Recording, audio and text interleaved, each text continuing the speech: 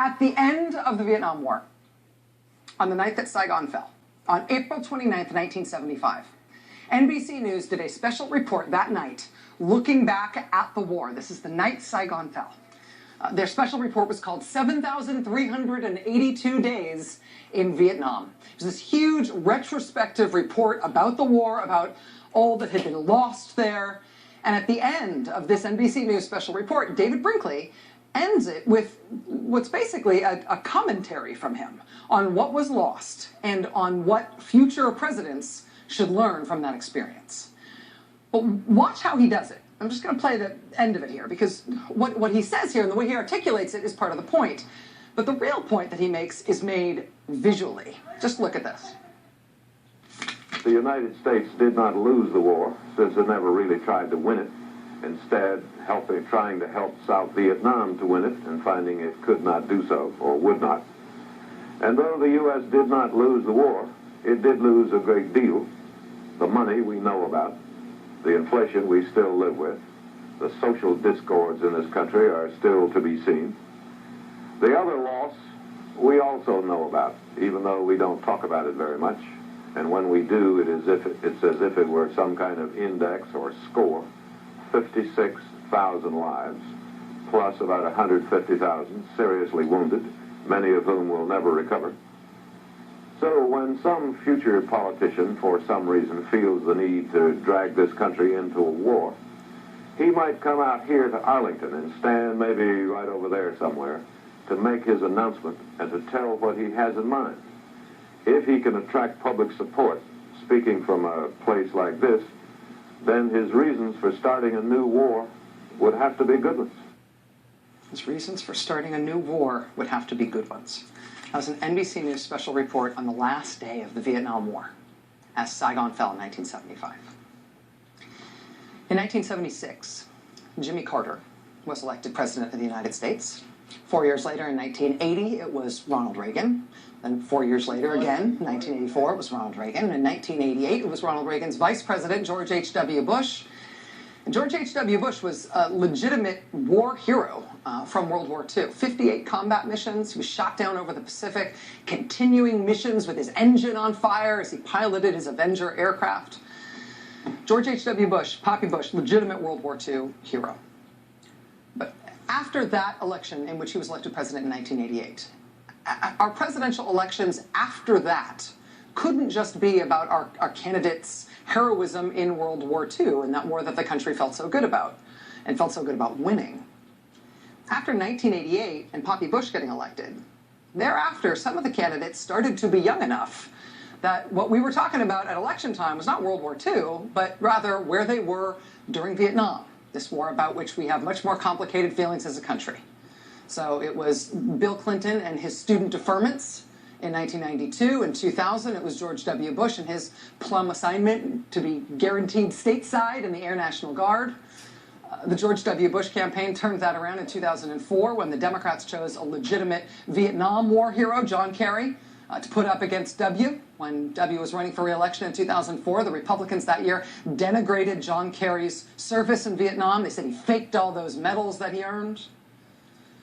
By 2008, the Republicans were running their own legitimate Vietnam War hero for the presidency, John McCain's extraordinary service and bravery and almost unimaginable personal sacrifice in Vietnam.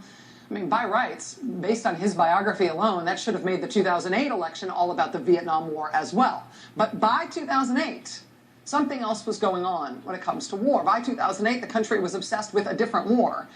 Another war, an ongoing war, that was basically the spindle around which the campaign of 2008 spun like a broken record. In the primaries, in the general, all the way through, it was about the war in Iraq. On what I believe was the single most important foreign policy decision of this generation, whether or not to go to war in Iraq, I believe I showed the judgment of a commander-in-chief.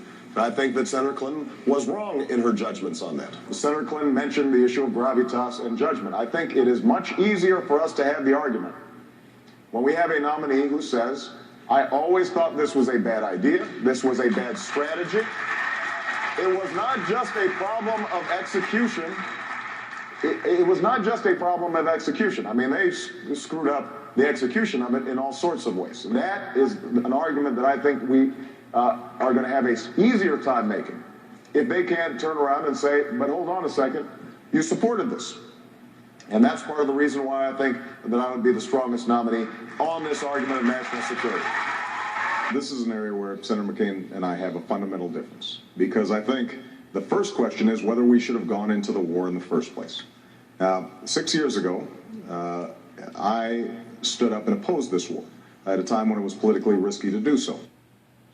Against a primary opponent who had supported the war in Iraq and who he defeated, against a general election opponent who supported the war in Iraq and who he defeated. A large part of how we got President Barack Obama in the first place is because the country was so horrified by the war in Iraq. And he was not only against it while he was running for president in 2007 and 2008, he had been against it from back before the war started. I mean, the Iraq war was not everything about the Obama candidacy, but without that factor, there would be no President Obama. Without that factor, we wouldn't have even had Democratic presidential nominee Barack Obama. But in 2008, he became the nominee, he beat Senator McCain, and no, not everyone celebrated when Barack Obama won the presidency, right? But there was considerable elation about his winning the presidency, both here and around the world. Heck, the Norwegians got so excited they gave him the Nobel Peace Prize less than a year after he took office. And when that happened, by all accounts, the White House was mortified. But they gave him the Nobel Peace Prize, so President Obama went to Oslo to accept the Peace Prize a few months into his presidency. But in so doing, it was very interesting at the time, when he went to go pick up his Nobel Peace Prize, the speech he gave accepting the prize was a robust defense of American war. I would be remiss if I did not acknowledge the considerable controversy that your generous decision has generated. Perhaps the most profound issue surrounding my receipt of this prize is the fact that I am the Commander-in-Chief of the military of a nation in the midst of two wars. We will not eradicate violent conflict in our lifetimes. There will be times when nations, acting individually or in concert, will find the use of force not only necessary, but morally justified. I face the world as it is, and cannot stand idle in the face of threats to the American people. For make no mistake, evil does exist in the world. A nonviolent movement could not have halted Hitler's armies. Negotiations cannot convince Al-Qaeda's leaders to lay down their arms.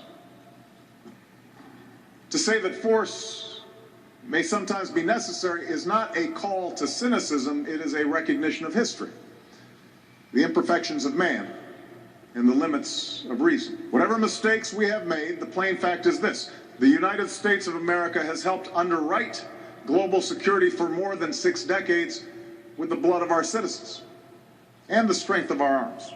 So yes, the instruments of war do have a role to play in preserving the peace. And that may be true. But it must have been a hard sell to the roomful of Norwegians who had just given him the Nobel Peace Prize. That was in 2009. That was the first year of his presidency. Now, we are deep into his second term.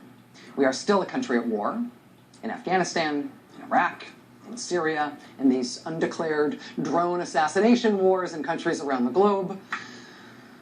But even with that being true, part of him, part of Barack Obama, is the man who became a contender and who became president because of George W. Bush's war in Iraq and what Barack Obama thought was wrong and dumb about it. Part of him, all of this time, has been the guy who said this on the day he first became president, in the first hour that he was president. To those leaders around the globe who seek to sow conflict or blame their society's ills on the West, know that your people will judge you on what you can build, not what you destroy. To those who cling to power through corruption and deceit and the silencing of dissent, know that you are on the wrong side of history, but that we will extend a hand if you are willing to unclench your fist. It matters who is president, and it matters what the president believes. There has been a core value at the center of Barack Obama's politics, and his rise to become a national figure and now an international figure. It was never pacifist by any means.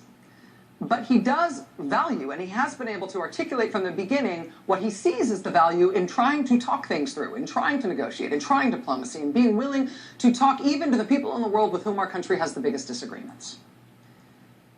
And so, today, alongside everything else, because of that value of his, because he's president, today was basically the day that it could be proclaimed from the White House that despite all appearances to the contrary over recent decades, we're not actually going to have a war with Iran.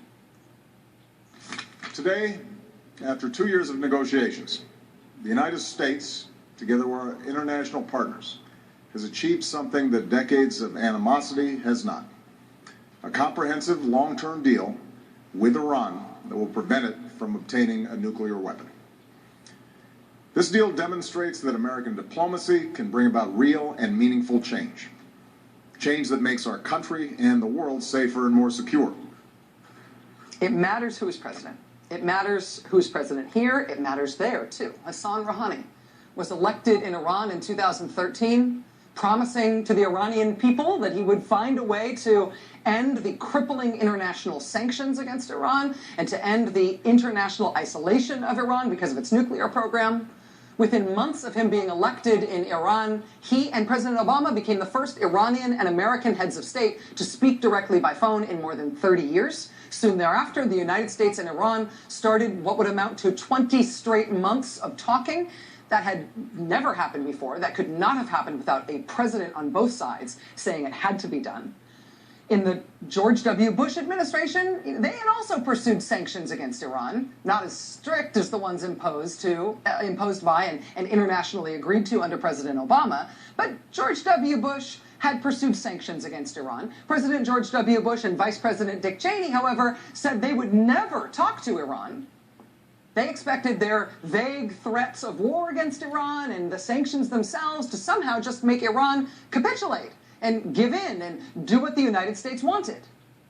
Well, under that genius strategy, Iran's nuclear program went from basically 0 centrifuges when George W. Bush took office to more than 6,000 by the time he left office. Under this president, well, the sanctions got even tougher, but the goal of the sanctions became not capitulation. Well, we called them the axis of evil, right? Since clearly that wasn't going to work. The goal under President Barack Obama was to use those sanctions to instead get Iran to talk, to get them to the table, to negotiate. And it worked. They came to the table, and they negotiated for 20 straight months, and lately for 18 straight days without a break. And they've got a deal on the Iranian nuclear program. And yes, the right is going nuts. And the Washington Post editorial page will feel hot to the touch for several days yet. And Republicans will run ads about how terrible it is, and Congress will be full of people giving very excited speeches about it, even though they sometimes mix up Sunni and Shia and Iraq and Iran. And there will be noise in the Beltway about this like you can't believe, even as the vast majority of the American people continue to say that they actually want this deal, they like this deal. And as yet, Washington might as yet screw this thing up. The Iranians might screw it up in terms of their own government and their own hardliners. The Iranians might also cheat and blow the deal that way. There's all sorts of ways this might yet get screwed up. But it might work. In which case, no war with Iran, which has been the threat of my lifetime. I'm 42. I've expected a war with Iran my entire life. If this works, no war with Iran. And it also means no nuclear bomb in Iran. And it means this president will have achieved the only diplomatic, world-transforming achievement big enough to make us forget all about him also ending 50 years of cartoonishly failed and ridiculous U.S. policy toward Cuba, which he also did a few minutes ago. We don't know if the Iran deal is going to work. If it does, it will be the major foreign policy achievement not only of this presidency, but of this American generation.